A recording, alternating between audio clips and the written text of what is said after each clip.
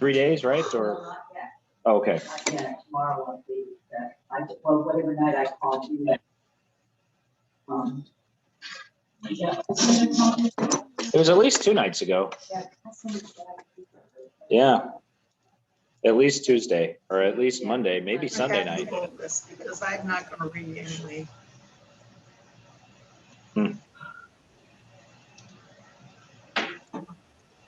Thanks for asking. Yeah. Yeah. So it sounds like, though, pretty clear what's happening. You got a Bible there? Forget what that thing's called. This is not the one that you do not like. This is Okay. a different one. All right. I left that one at home. And this one is based on the New King James version. Oh, okay. But it has a lot of additional notes and commentary. I heard a guy the other day on a YouTube video talking about how the New King James, like all the trouble started with the New King James. That's when the church started going downhill. Oh, really? Oh, Slippery slope. any excuse will do. It all started when we had multiple popes. I thought. Oh, yeah. It all started when the Avignon papacy. Yeah. That's what did it. When we had a pope.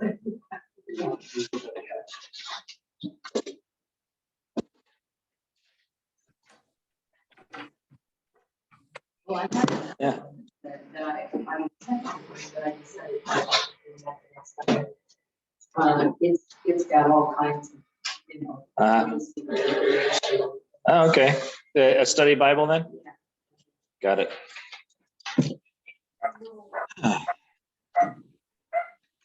We've got a dog barking there. Sounds like iPad 7. Is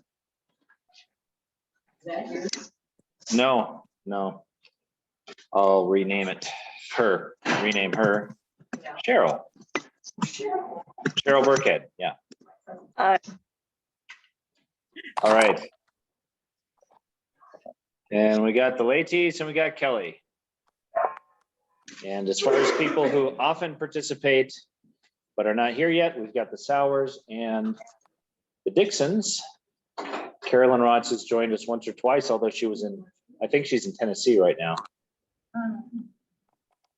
She was in Tennessee last time, but it was 9:30 when she started, so kind of late for her. Yeah, there's no one online that I haven't seen in person lately, so nothing to really catch up on. We can, I think, get going. Other people can jump in as they have time. So today we end the dialogue with the friends. Hopefully, we'll get through the whole thing, and we find there's a whole lot of the book left when that part's over. So the dialogue with the friends is not the bulk of this book by any means. Let's go ahead and pray and get going. Dear Lord, we ask you to bless our study now as we consider these chapters of Job and are introduced to some new thoughts. Just help us to have utmost sympathy and compassion for those who are suffering in any way, whether personally or through some sort of discrimination that they face or exploitation, as we see talked about in today's lesson. Help us to strive to be godly and to be ready to give an answer to you, but primarily through knowing Jesus is our Savior on that great day of judgment. Also, we ask that you'd bless Jelane's friend, Ethel, who is going through her last days on earth, it seems. Bless her and uphold her and give her trust in your Son as her Savior. We ask it in his name. Amen. All right. Was it Ethel? That's right. Yes. Okay. Yeah. I started to doubt myself. Yeah, I know. Ethel, Patricia, many others. Yep. Yep. The Hazemans, right? Yep. Feel like they're friends.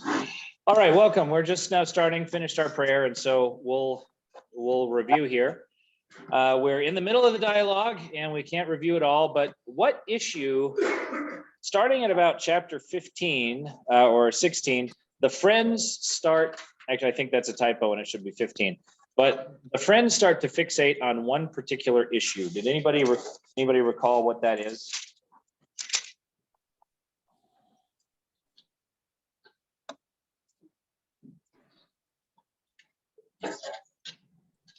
kind of halfway through chapter 15. And then Eliphaz talks about it. Then Bildad talks about it some more in chapter 18. Then Zophar talks about it more in chapter 20. It's the issue that Job, he kind of ignores it at first, but then he finally responds in chapter 21. Anybody recall what that issue is? What did he do to deserve this? Well, that's what that was earlier. That was earlier, but the friends now shift to something else, and it's like a larger issue. It's not really just personal to Job anymore. Now it has to, I'll give you a hint, it has to do with the wicked. Well, the wicked prosper. And the, and are not appear to be punished.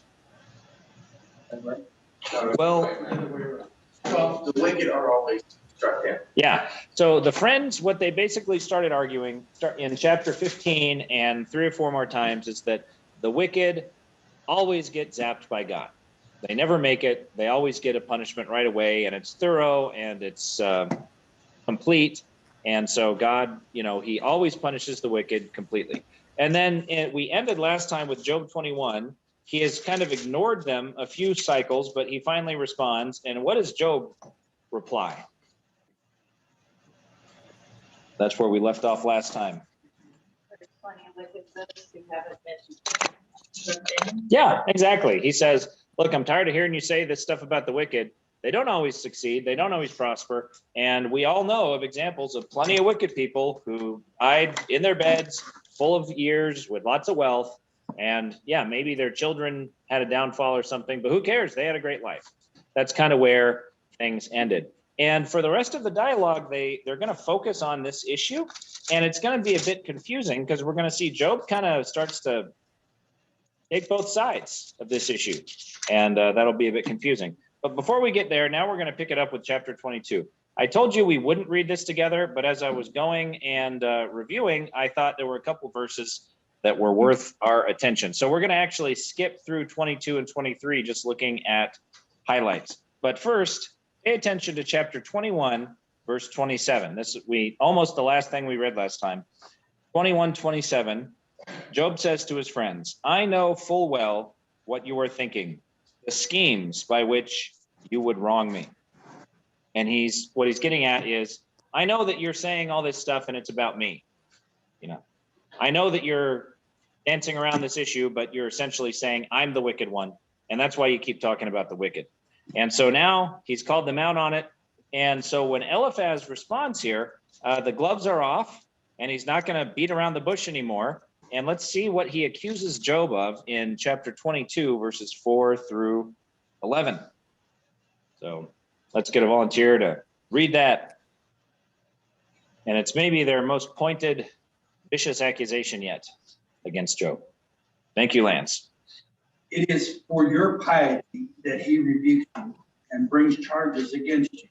It is not. Or is not, yeah. Sorry. Oh, it is not. Is Yeah, not yeah. your wickedness great? Are not your sins endless? You demand security from your brothers for no reason. You strip men of their clothing, leaving them naked. You gave no water to the weary, and you withheld food from the hungry. Though you were a powerful man owning land, an honored man living on it, and you sent widows away empty-handed and broke the strength of the fatherless. That is why snares are all around you, why sudden peril terrifies you, why it is so dark you cannot see, and why a flood of water covers you. Yeah. So what's the accusation against Job here? He's wicked. He's taking advantage of people. Hello, Eliphaz. Meet Job, your friend. Yeah. You. Yeah. So it's pretty bad what they're thinking. I mean, we can start to see why God will really rebuke the friends because they have no basis for assuming this. They can generally say something, oh, Job, there must be some wickedness in your life. But to make these accusations, I mean, they have no evidence for that. Like 180. Yeah. Yeah, exactly. So it's it ramps up in that way. Could be jealousy. Somebody saying something there? Was that maybe Jake? No, Okay. maybe a sneeze or a cough. All right, and we're not going to read the whole thing, but then let's also look at verses 21 through 26 of this chapter. And I think this is a great example of why the Lord is so upset with the friends at the end of the chapter. So another volunteer to read? Somebody on the computer? I can try it if the audio works. Oh, the audio sounds great. All right, 21. The 26. Okay. Yep. Submit to God and be at peace with him. In this way, prosperity will come to you. Accept instructions from his mouth and lay up his words in your heart. If you return to the Almighty, you will be restored. If you remove wickedness far from your tent and assign your nuggets to the dust, your gold of Ophir to the rocks in the ravines, then the Almighty will be your gold, the choicest silver for you. Surely then you will find delight in the Almighty and will lift up your face to God. All right, thank you. And we could have kept reading, but I think we get the idea. And I just have a fill in the blank. So this helps understand question 4, why the Lord is so upset with the friends. They are serving as, can anybody read my mind and figure out what I wanted to fill in the blank there? Devil's advocate. Not what I was thinking. You could argue that. Anybody else? You have to guess what I was thinking. Not just a correct answer, but the one. That would be 3 words. I only have 2 words. You said the accuser. It's good, but it's not what I was thinking. Judge. Bad counsel. Bad counsel. That's pretty good too, but not what I was thinking. Spit it out. I was thinking false prophets, because they're speaking on God's behalf, especially 21. Submit to God and be at peace with him. Eliphaz is speaking as though he knows God's mind and he is giving him instruction straight from God. And of course, this is totally wrong. It's totally a false premise. And so even though probably false prophet it might be a little bit strong, it's the same idea. And think how much God hates false prophets and false teaching. So it kind of makes sense. Like when you usurp God's name and use it falsely, well, it's second commandment or third, depending how you count. You know, the Lord will not hold anyone guiltless who misuses his name. So it's a pretty strong warning. Yeah, so that is the last of Eliphaz. And then we get to Job. And I thought most of 23 is kind of repeating stuff we've seen. But verses 10 through 17, I have a little bit of new insight into Job's thinking. So let's skip to chapter 23, 10 through 17. Any volunteer? Jake, you did it. Oh yeah, Jake, that was good reading. And for the most part, the audio was good. But I did have a question. Have you and Janelle bought a pet duck that you keep in your house? No. Okay. No. And you don't have like a duck call that Janelle was playing in the background? Well, Quack, quack. Yeah, like that. So it did sound a little bit like a duck, but only briefly. So mostly, Well, it mostly it's doesn't better. look like a duck though. No. That it must not be a duck. Okay, anybody want to volunteer to read verses 10 through 17? Thank you, Jelaine. Wait, what translation? what is it still? Okay, it'll be a little different, but that's okay. Be prepared. Okay, yeah, if you're listening on home, you can just kind of read your own as well. Verses 10, chapter 23, 10 to 17. But he knows the way that I take. When he has tested me, I shall come forth as gold. My foot has held fast to his steps. I have kept his way and not turned aside. I have not departed from command of his lips. I have treasured the words of his mouth more than my necessary food. But he is unique, and who can make him change? Whatever his soul desires, that he does. Mm-hmm. For he performs what's appointed for me, and many such things are with him. Therefore, I am terrified in his presence. When I consider this, I am afraid of him. For God made my heart beat, and the Almighty terrifies me. Because I was not cut off from the presence of darkness, and he did not hide deep darkness from my face. Oh, interesting. That last verse, it takes it a little differently than mine. Most of the words are the same, but the kind of causal relationship is different. But anyway, let's, 2 questions here to focus on. Question 5, what kind of report card does Job expect from the Almighty? Yeah, A+. And before we jump on that, what did God say about him at the beginning? Pretty much what he said. I mean, if he's being graded on a curve, he does get an A+, you know, if we could look at it that way. So he's kind of right, although we'll see his pride's getting the better of him a little bit. But he knows it. He's aware of it there. I have not departed from the commands of his lips in verse 12. So what is it that he says terrifies him? And realizing he's terrified kind of helps us understand why he's spoken so rashly. When you are scared, I forget the different systems in your brain, but there's a certain system that kind of goes into fight or flight mode and overrides the other more rational systems. And so if he's terrified, like he says, it explains why he's spoken a bit out of turn. What does he say terrified him? And I will say that verse 14 is what I was kind of looking at. And I think my translation's a little easier to understand than the one you were reading because it's more of a paraphrase, but He carries out his decrees against thee. yeah. So God is, what he said, when he says it's carrying out a decree, that means like what we saw last week. He says he was planning this even before I was born, and now he's carrying it out. And then the second half of that verse, and many more such plans he still has.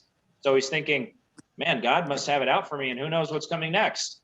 And even though he's wrong in understanding how it all works, you can kind of understand why someone would be so paranoid, you know, like if you go driving and get in a car accident, probably you're going to be afraid the next time you're driving, and especially if you're on that same road or something.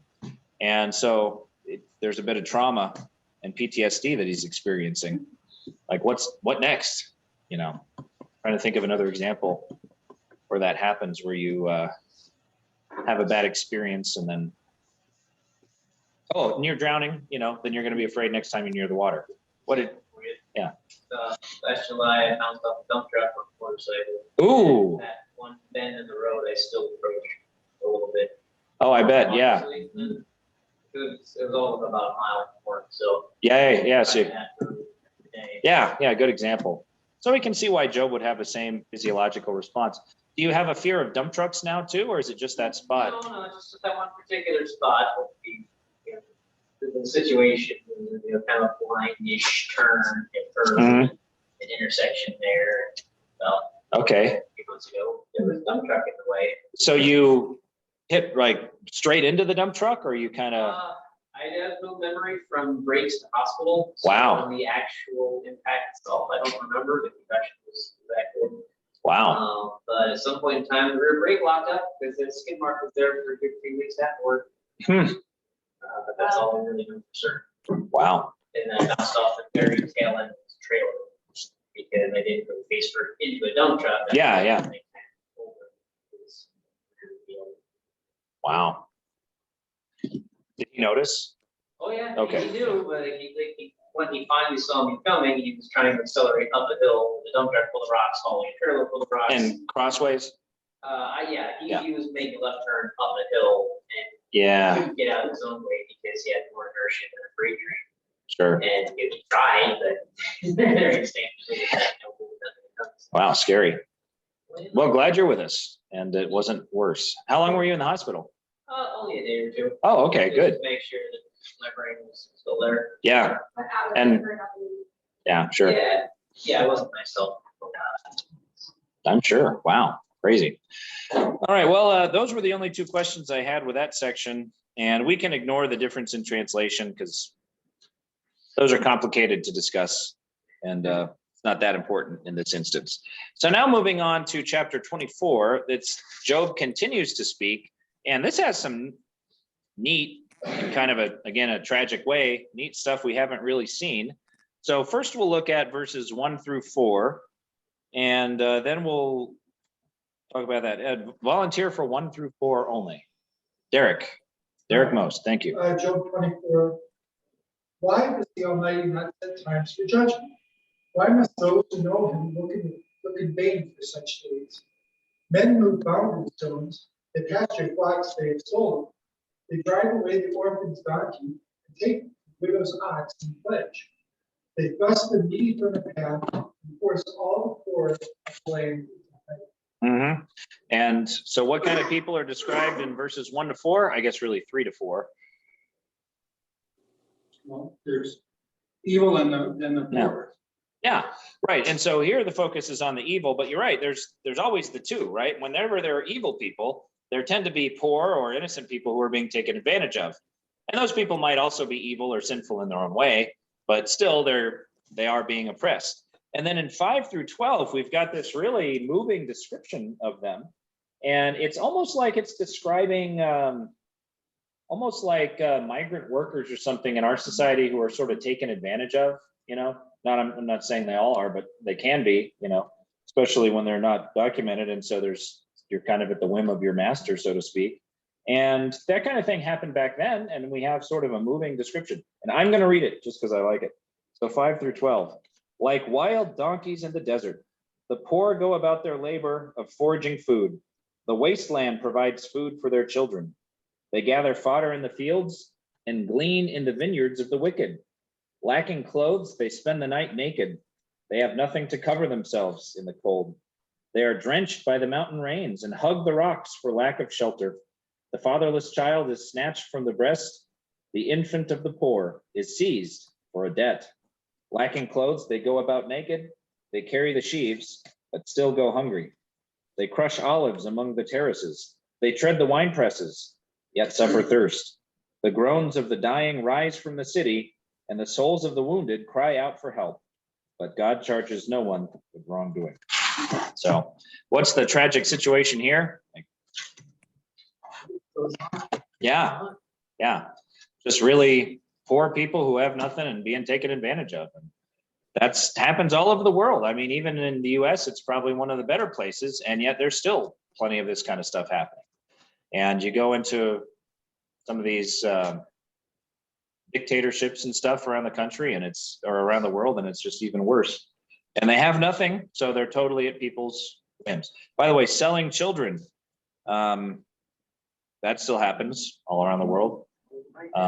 Yeah, and in China, that was a big thing. And now I don't know if this is true, but some of my friends told they didn't like U.S. adoption agencies because apparently there was something where you could sell kids and you'd get a cut of it. You know, like if you gave the kid to the adoption agency, they'd give you so much, and then it's really expensive. And I don't know the details of how all that worked. I think we know it's there.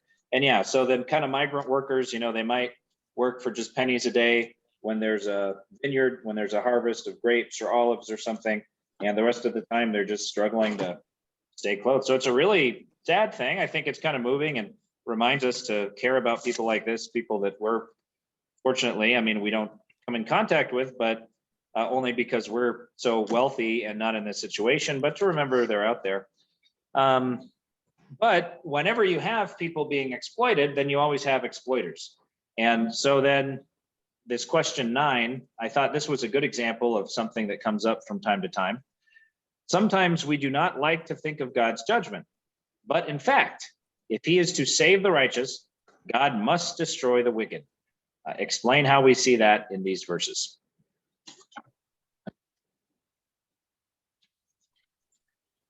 You can see in the very first part of it, it says, people are looking for the judgment time.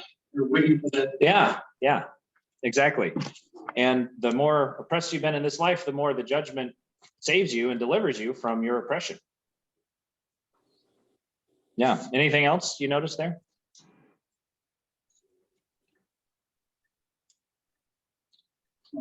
The oppressed are going to be lifted up. Yeah. If they are believers. Yeah. And of course, we don't know they are all believers. We wouldn't assume that, but for them to be, even in this life, for them to be rescued, God has to judge and bring down the wicked, right? He has to save them from the people exploiting them. So whenever we, pray to be saved, when we want to see peace on earth, all these positive things, well, the way God accomplishes that is through destruction of the evil.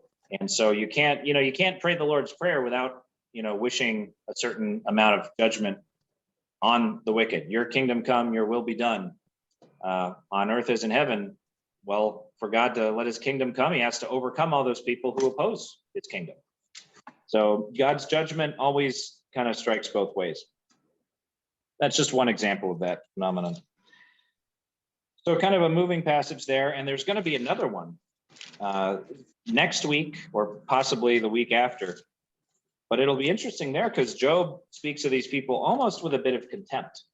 And you kind of see his pride start to come out, but that's later. You mean contempt of the evil people? No, of these poor wretched people, because now they look down on him. And he says, even those people look down on me now. And it's a little different. So that's coming up in chapter 30. But for now, Job 24, 18 to 25. And I'll tell you, this is a bit of a puzzle. Because Job seems to be shifting. And where he had been talking about the wicked, hey, they don't always get killed. God doesn't always judge them. Now, it kind of seems that he's changing his mind. And people have really puzzled over this. But let's just read it and then see if we can come up with any answers. So verses 18 through 25. And by the way, he's still talking about the wicked. We're just skipping a few more verses that continue to discuss the wicked and how wicked they are and how they never repent, and then picking it up at 18. All right, Anna has volunteered. If you can't hear her real clearly, just follow along in your Bible. Here we go. If they are foam on the surface of the water, their portion of the land is cursed, so that no one goes to the vineyards. As heat and drought snatch away the melted snow, so the grave snatches away those who have sinned. The womb forgets them, the worm feasts on them. Evil men are no longer remembered, but are broken like a tree.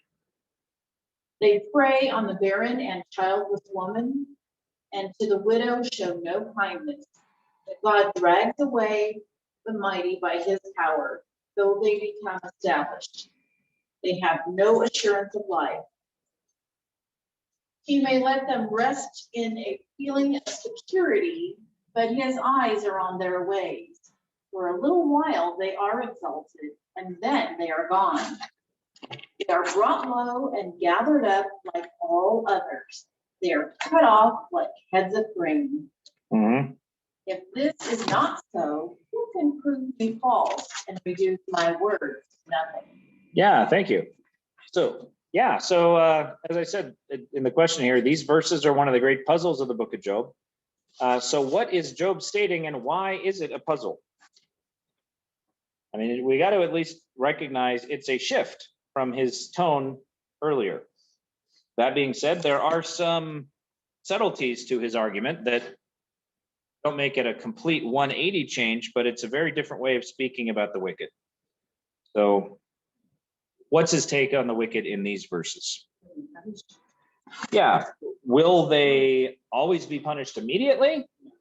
Yeah, he doesn't quite say that, but They'll be gone. yeah, one day they'll be gone. So now that's true. I mean, they will cease to be. Yeah, it's not like they will continue to go on forever. Does he say that they will be brought down in some dramatic fashion? They'll be forgotten. Yeah, they'll be forgotten, they'll be hated. So I think it's actually just a little more subtle.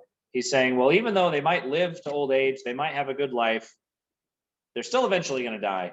And people are going to remember them with hatred. And, they might, like he says, 23, they might rest for a while, but God's watching, and pretty soon they'll be gone. So still, though, it's quite different from what he had said earlier, that was, let's see, chapter 21. Yet how often is the lamp of the wicked snuffed out? How often does calamity come upon them? The fate God allots in his anger. So maybe we don't have to see it as contradictory, but it's certainly at least a change. But some people have seen this as being a huge contradiction, and I think maybe exaggerating. So if you look at question 11 there, I have written, as a solution to this problem, some have proposed that these verses are misplaced. So some people say this is actually Bildad's response, that Bildad's response begins somewhere around verse 18, but then somehow that got moved or something is what they'll say. And but it's originally from one of the friends. And then others propose that Job is sarcastically quoting his friends, so that it's supposed to be ironic. What's that? I think they overthink it. Yeah, I think it could be that they're just looking for differences. So can you think of a reason, why is this here then? If it's, yeah, Derek. Well, I mean, the way I read it, I mean, if you think about it, sometimes when you're like really angry or really, really emotional, Yeah, your train of logic doesn't follow the same route of the process. Yeah. So you can start accepting two ideas at the same time. sure. Yeah. So, if you assume that it's a real conversation, it kind of makes sense within that flow. That's kind of how I look at it too. If you're, I don't know, I'll just imagine I'm talking to Kelly about some big problem I'm having. This hasn't happened for some time. Did you meet her? No, I just noticed someone is not online anymore. Kelly's online, Jake's online. Who else did I say we had? For the towers there? No, Dixon's and Sowers never made it. There was one more. Oh, I thought somebody. Oh, Cheryl. Yeah. Who knows? Maybe the dog turned it off. Anyway, whatever it was. Oh yeah. So I'm talking to Kelly and I'm getting all work. I was going to say, this hasn't happened since I moved to Spokane, but happened a time or two in Hong Kong.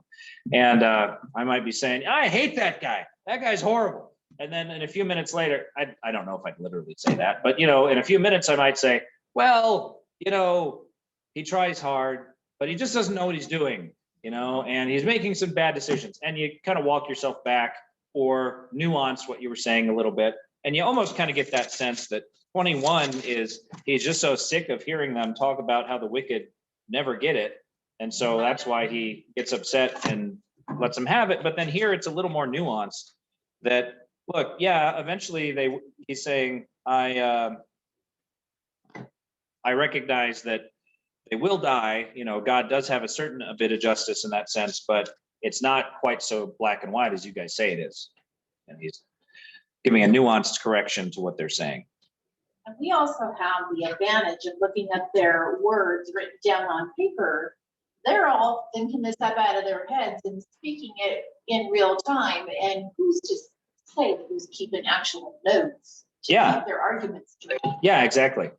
Yeah. So sorry, I just got a text from a shut-in who I rarely hear from, so I wrote back real quick. But a good point. Yeah, so I don't think maybe even the way I worded the question is too much, but there is a shift, and some people really make a big deal out of this shift. And we're going to see the same thing now in chapter 27. But if we do understand it the way Derek was saying, then it kind of makes sense why God isn't too upset with Job, because Job kind of corrects himself here at the end. He made his stronger statements, but now he's pulling them back and being a little bit more moderate. So he gets a bit of a pass for the stuff he said in the heat of anger or fear. Now we can look at chapter 25, and this is the last time one of the friends will speak. And notice it's just 6 verses. And it's going to repeat themes we've seen before. In fact, I'll go ahead. Why don't we do this? Before we read that, just take a quick peek at Job chapter 4, verse 17. And I'll read that one and then get a volunteer to read the next one.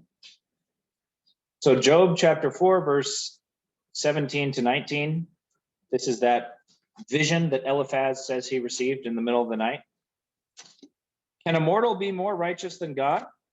Can a man be more pure than his maker?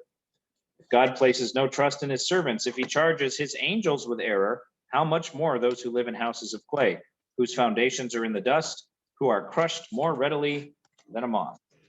So with that in our ears, who's ready to read chapter 25, all 6 verses? John, thank you. Then Bildad the Shuhite answered, dominion and all belong to him who establishes peace in his heights. Is there any number to his troops? And upon whom does his light not rise? How then can a man be just with God? Or how can he be clean from the form of woman? If even the moon has no brightness and the stars are not pure in sight, how much less man than Megan and the Son of Man that work? Yeah. So so he repeats the initial or the key theme. How can a man be more righteous or be righteous before God? How can one born of woman be pure? That's repeated. And that comes from the very first response we heard a friend say. And then it's so short. It's only 6 verses. And this is the second friend. Notice each time there's been Eliphaz, Bildad, Zophar, Eliphaz, Bildad, Zophar, Eliphaz, Bildad, don't even bother with Zophar. So all those things together, what does that kind of suggest about, what is that communicating about the dialogue? Hierarchy. Essentially, yeah. The hierarchy of the 3 friends. Well, how I'm looking more at just the way that it ends. Does it end on a real powerful note? It's just the repeating. Yeah. Piling on. So they end with the same thing they started with. So where has all their discussion gotten them? Circular. Like, it's like they got lost and they're back where they started. So they really haven't, this whole, other than getting Job upset, they really haven't accomplished anything. And the second thing is it kind of peters out. I mean, they don't even, Zophar, they don't even bother to give him a response. And Bildad's response here is kind of weak and short. So it's like they've just run out of gas or something. They realize their comfort circle, there's nothing left to talk about, and the dialogue is over. So it kind of ends in a little bit of a pathetic way with the friends. But notice we're going to have Job speaking now from chapter 26 all the way to 31. And it's but 26, oh, there we go. It's iPad 7. She's back. Good. We're honored to have you with us, Cheryl. Glad you worked it out. And what we're going to see is Job 26, the last one I have in our chart here. This is his final reply, but I'll just look real quickly at the beginning of the next chapters. So chapter 26, verse 1 says, then Job replied, at least in my translation. Then the beginning of 27 says, and Job continued his discourse. So 27 begins, they recognize, it indicates it's no longer really a reply. Now he's just going on a soliloquy, is that what it's called? He's kind of talking and opining in his own way. And then look at chapter 29, verse 1. It says, Job continued his discourse. And so that's a new section it's almost like a second soliloquy. The first soliloquy, chapter 27 and 28, this is the more philosophical one. And then the second one, 29, 30, and 31, this is the more personal one, where he really gets himself riled up. And it's my favorite part of the book in a lot of ways, because it, I think, really gives you the most insight into what's going on in his mind. So there's 3 sections we have left that are all Job speaking. The first one is chapter 26. That is his final reply. The second one is 27 and 28. That is more of a philosophical soliloquy or speech. Maybe that's a simpler word, speech. And then 29, 30, and 31, that is a second speech that is more of a personal statement about his own righteousness. So, and the friends are done. And it kind of shows you that he has a lot to say. His friends, not only did they peter out, but the last several times they spoke, they more or less said the same thing. So, they're out of ammunition. They've got nothing, but he's going to continue to really take it in some different directions. So that's what we have left.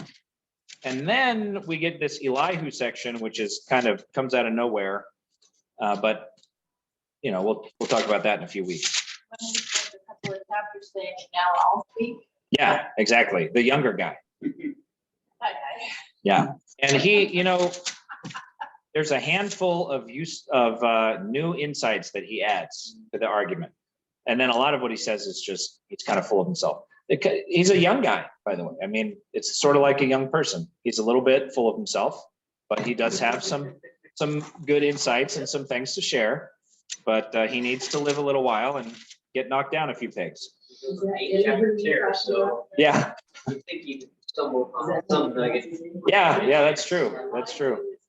say on the Bible Gateway. Elihu? I think so. What says on the Bible Gateway? How do I you asked pronounce her how his to name? pronounce it. Matthew Oh. Plain. Oh, either one, Elihu, Elihu. I don't even I know. don't know. I don't know if- I just let Max McLean speak. Yeah, His name's from a dead language. Elihu in Hebrew. Yeah, the accents. It goes from Hebrew to Greek to Latin to English. And then there's probably variations of how English speakers pronounce it. So whatever. Yeah. Yeah.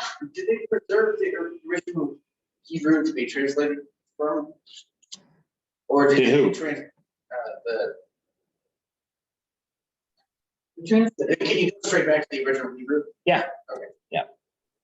It's still around. So, In its original form? well, that's a complicated question. Early Hebrew didn't write down the vowels. They only wrote down the consonants. Now they would have spoken the vowels. Every language has to have vowels, but they only wrote the consonants. So imagine what kind of errors could accidentally creep in if you only write down the consonants. And They then, have weird names. yeah, and then they also didn't always have spaces between the words.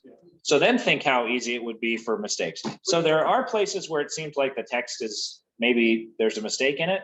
However, you can usually point those out and people agree. Context. Yeah, and in each book of the Bible, there's going to be anywhere from 2 to 10 words where there's a little bit of a debate about what the original is. But usually it's not particularly significant for the meaning anyway. It's just, that's often the reason why there's variation, is that it's a rare word. It's a word that only occurs once in the Bible or something like that. And so nobody really knew what the word was, and it was easy to make a mistake copying it. Yeah, we could get into more with that, but for now, let's just look at Job 26. It is his last reply to his friends. And it's only 12 verses. And let's first look at 1 through 4. I'm getting deja vu. We looked at 1 through 4 and 24 as well. But no, this is also, I'm on the right spot. Anybody want to read verses 1 through 4, his final address to his friends? Thank you, Lance. Then Job replied, how you have helped the powerless, how you have saved the arm that is feeble. What advice have you offered to one without wisdom? And what great insight you have displayed. Who has helped you utter these words, and whose spirit spoke from your mouth? Yeah, so there is sarcasm in the Bible. You said that today, that we had a really strong sarcasm. Yeah, it is. That's exactly what it is. So what is stated, I guess it's pretty obvious. Well, it's not stated. I mean, sarcastically, he's saying, you haven't helped me at all. You don't know what you're talking about. I don't know, anything you'd add to that? You don't know anything. Yeah, It's really yeah, empty shell. exactly. I do wonder, and I'm still thinking through this. Is he hinting at something with verse 4? Who has helped you utter these words, and whose spirit spoke from your mouth? It just kind of makes me think, yeah, I mean, Satan disappears, and we know that Satan's goal was to get Job to curse God, and it seems like that's exactly what the friends were pushing him to do. And here, when in his final response to the friends, he said, whose spirit was speaking in your mouth? So kind of an interesting thing. It's not really clear and in your face, but I can't help but to think that. And then verses 5 to 14, this now talks about God's mysterious ways. They haven't talked about this a lot. They've talked about God's majesty, but now Job is going to focus on God's mystery, that we don't understand everything about God. And this theme, he's going to pick up in chapter 28. And then Elihu is really going to pick up on that theme. And then God himself is going to pick up on that theme and sort of magnify it, that God's ways are beyond our understanding. So that theme, Job is the one who introduces it right here. So anybody want to read that? Let me see. Is there anyone online who hasn't had a chance? Jake had a chance. Kelly's probably doing the dishes. And Cheryl doesn't want to, so I guess that would be it. So who would like to read verses 5 through 14? Anybody? I'll do it. All right, thank you, Anna. The dead are in deep anguish, those beneath the waters, and all that live in them. Death is naked before God. Destruction lies uncovered. He spreads out the northern skies over empty space. He suspends the earth over nothing. He wraps up the waters in his clouds, yet the clouds do not burst under their weight. He covers the face of the full moon, spreading his clouds over it. He marks out the horizon on the face of the waters, for a boundary between light and darkness. The pillars of the heavens quake, aghast at his rebuke. By his power, he churned up the sea. By his wisdom, he cut Rahab to pieces. By his breath, the skies became fair. His hand pierced the gliding serpent. And these are but the outer fringes of his works. How faint the whisper we hear of him. Who then can understand the thunder of his power? Yeah, now maybe there's some explaining with Rahab. There's a couple different ideas behind what Rahab is. And it almost seems, so sometimes people connect it to, in fact, quite frequently, you'll find this even in like evangelical commentaries and stuff, the ESV Study Bible and pretty mainstream things, that this is an allusion to Babylonian mythology, that Rahab is some sort of primeval monster, because most of the ancient societies like Babylon and stuff, they had these ancient stories about how when God first created the world, part of what he had to do was overcome some sort of chaos monster. And so they connect it to that. Now, I'll say the connection isn't as firm as they make it sound like, because there's no other culture that has a creature named Rahab that functions in this way. But I guess the question is, what is Rahab? I mean, Rahab isn't, I mean, how are we going to know what Job thought Rahab was? It's something with a name that he cut to pieces. Where is Rahab? It's verse 12 there. And so by his power, he churned up the sea. By his wisdom, he cut Rahab to pieces.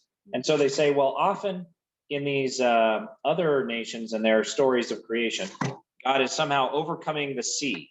And there's a connection to the Genesis story, because the spirit was hovering over the surface of the deep.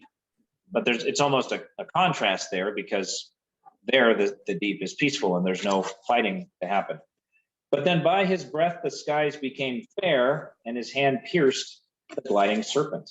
So he somehow, whatever Rahab is and this serpent, it's not clear if they're the same thing or if they're two different things. What is this serpent that he would pierce, somehow connected to creation? Right. Yeah. Look at it. And it's Rahab, rage, fierceness, insolence, pride Yeah. is Yeah. kind of what they. Yeah, those are different, kind of things that it could be connected to. Yeah, but then it seems like here it's some sort of creature because he cuts it to pieces. Unless it's just saying he cut pride to pieces. I kind of personally, I wonder if that in Job, and keep in mind, Job is like living at the time of the patriarchs. If his version of the creation story, if their way of thinking of Satan was, it's kind of like Satan's a serpent, and it says he pierced a gliding serpent. I mean, we don't really have that in Genesis, that the serpent gets pierced so much as gets cursed, but maybe there's some sort of connection to that. It is possible that Job could allude to mythology. That doesn't mean the mythology is real, but I never really liked that solution. It just seems unnecessary. Yeah. Is it possible? Oh, we'll get that. So John, and then, It struck me as a possible allusion to Satan's fall. yeah, it kind of, Cast from heaven. yeah, The arrogant, the prideful, like that's Satan. That was his original problem. Yeah, Was he yeah. became arrogant, prideful. No, I'm going to take over God. No, you're not. yeah. God tossed him out. Mhm. And then he spoke through the serpent, and you can have it. Yeah, so it kind of makes sense if it were. I know one guy who takes it that way and also takes Job 40, where it talks about Leviathan. He sees Leviathan as being Satan, which I had never thought of before. So like I said, I'm still kind of thinking through it. That's sort of how I'm leaning now, but it is a bit of a mystery. So then Jelaine was going to say something, and I then was just saying, the Shimon. word Rahab's not in. So yeah, what does yours have in verse 13? By his wisdom, By his spirit, he adorned the heavens. His hand pierced the fleeing serpent. what about the previous verse, verse 12? Verse He 12. stirs up the sea with his power, and by his understanding, he breaks up the storm. He breaks up the storm. Interesting. So they just translate Rahab as the storm. Maybe that's better. It could be a nickname or title. of some Yeah. sort. There's one thing that adds a wrinkle to this. Later, Egypt is referred to as Rahab. Yeah, it's in a psalm though. Let me think of the exact psalm. It's like Psalm 80, Psalm 70 something. And there's kind of debate there. A lot of people see that as a mythological reference, and then others say no, it's just a word for Egypt. And so maybe it's kind of like a word for people or powers that oppose God. What is this? It would make sense to be a title of some sort. Like labeling somebody as the bad guy. Yeah. So maybe it's more of a description. It's Rahab, Rahab.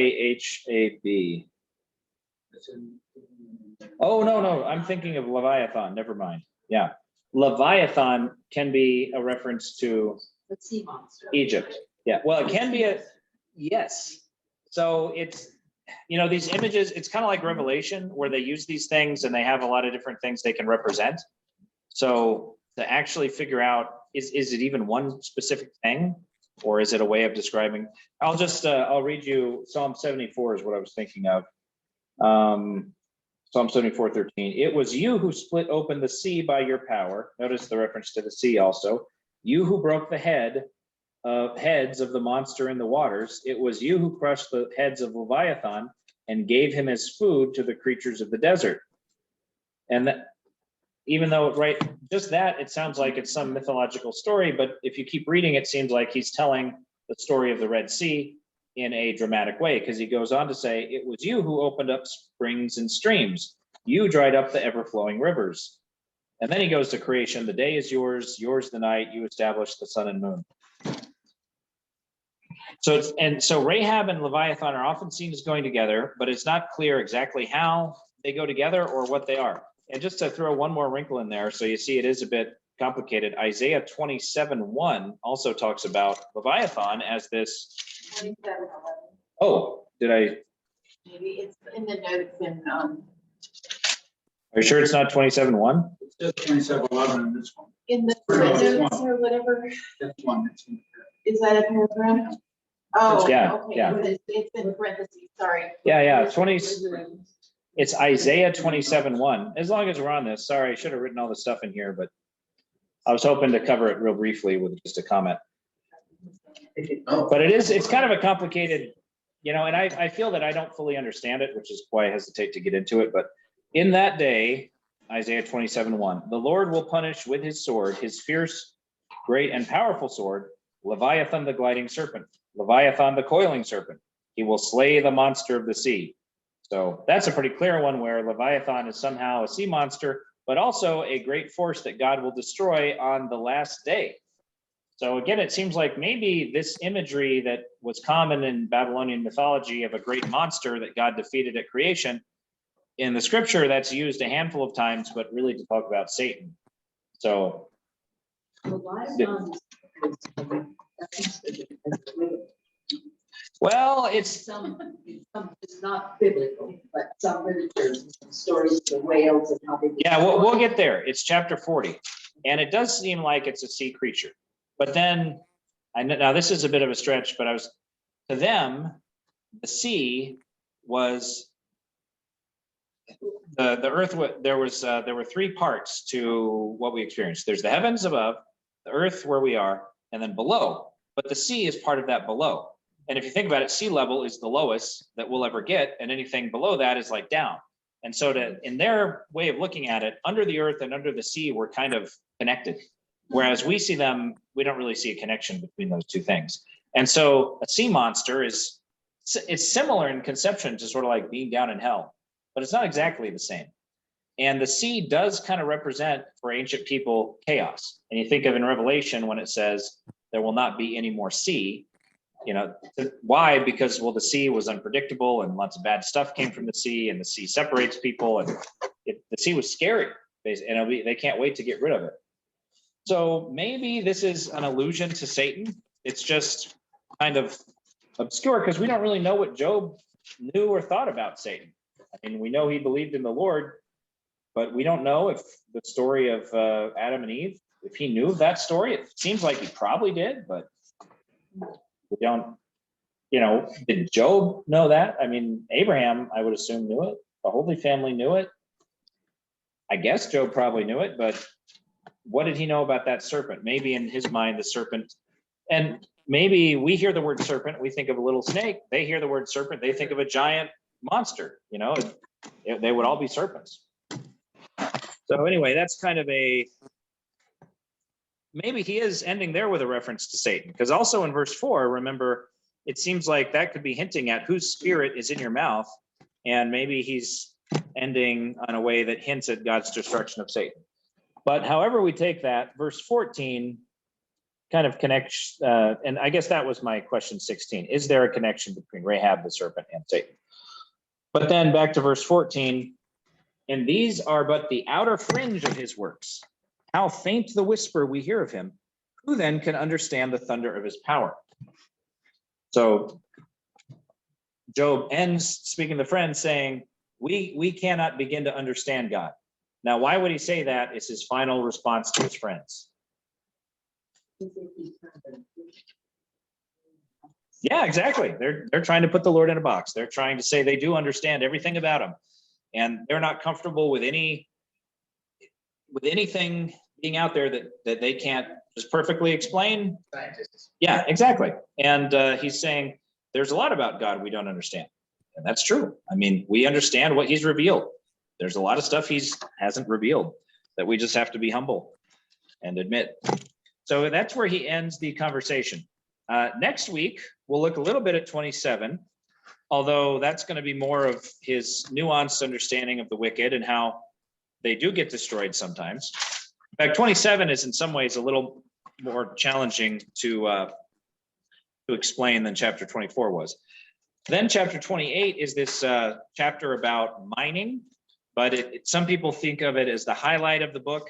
There is a question, is it still Job speaking, or is it like an interlude? And I'll just read the last couple verses. Well, no, actually the first few verses of 28.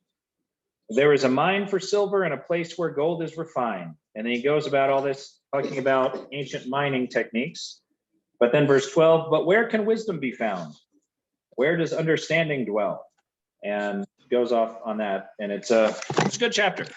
So that's what we'll look at next time. But for now, I think that'll do. Feel free to research the Leviathan Rahab thing and let us know what you can find. I've looked into it, but I've never really found a simple, coherent way that I feel confident explaining it. Yeah.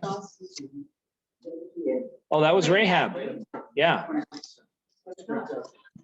I wonder if it's spelled the same way in Hebrew. Confused me, because that was the only reference I had to the name. And then I read that here and go, wait, what? Yeah. Oh, that's a very good point. I didn't even think of that, but yeah, you're right. It's totally different.